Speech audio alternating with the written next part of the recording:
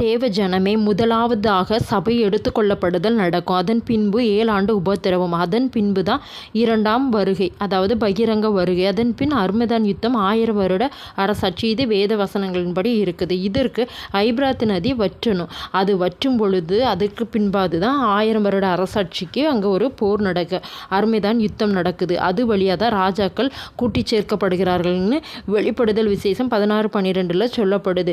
அப்போ இப்பொழுதே ஐபிராத்து நதி வற்ற ஆரம்பித்து விட்டது. இது இப்பொழுதல்ல, 2020 ஐபிராத்து நதி வற்றாத நதி இப்பொழுது வற்ற ஆரம்பித்து 3 வருடத்திற்கு மேலாக போகுது.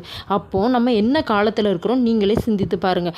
இப்போ சபை எடுத்துக்கொள்ளப்படுகிறது நடந்தால் தான் 7 ஆண்டு உபத்திரவத்தில் அந்த நதி முழுவதுமாக வற்றும்.